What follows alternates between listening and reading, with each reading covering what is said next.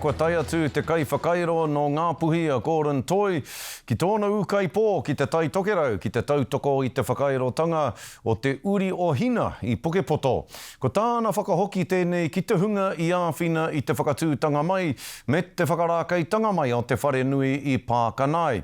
Hei tāna, ko tōna tino tūmanako kia tokomaha ke ngā tāngata e ako ana ki te whakairo o tira e whakairo ana i ngā whare tūpuna huri noa i te Tai Tokerau.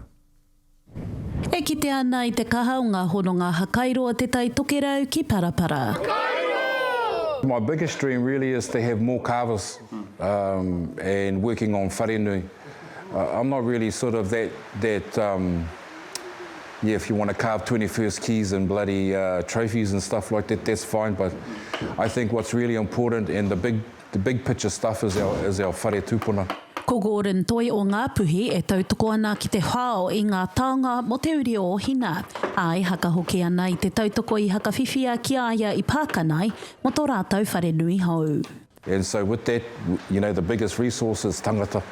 And so training our boys up and training our crews up to be able to handle that, don't matter which rohe they're in. I think that would be, that would be something to leave behind after it's all done. You get your angle, you just run that over.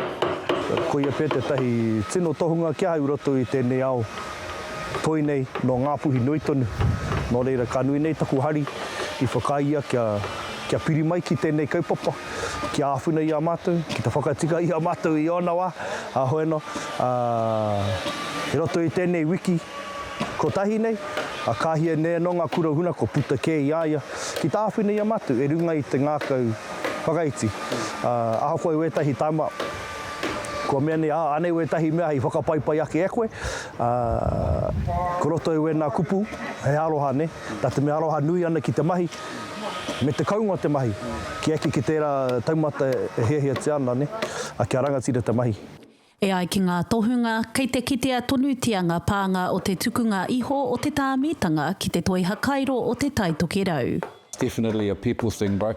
But, you know, to be fair, in the north, you know, we've had our fair share of you know, being colonised and a lot of other sort of elements are the reason why I think it is like that, but that's no reason for it to stay like that, you know, and I think it's our generation.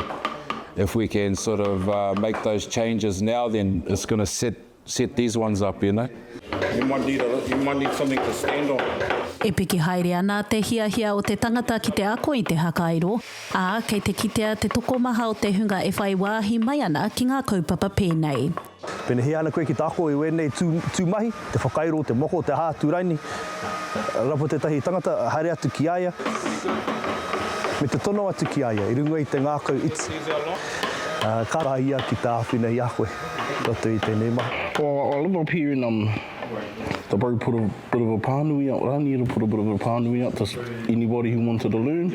Come and have a bit of a jam, see what it's about, and now I'm here. Learning with the bros. Yeah, how's the game, bro? No, I thought I knew a bit, but turns out,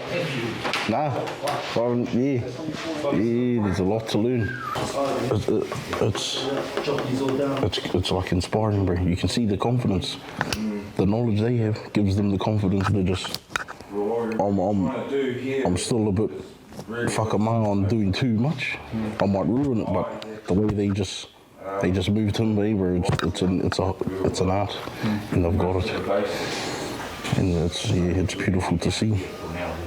I like seeing pros, I like seeing the man in his environment, and it's like I may not ever get there, but if I get halfway there, I'll be wrapped. Next year I intend to move back onto the fish and continue with the mahi whakairos. E kite ana kei ngā ringa o tēnei reanga te oranga tonutanga o te toi whakairo. Daphne Popata, te Kūkupa.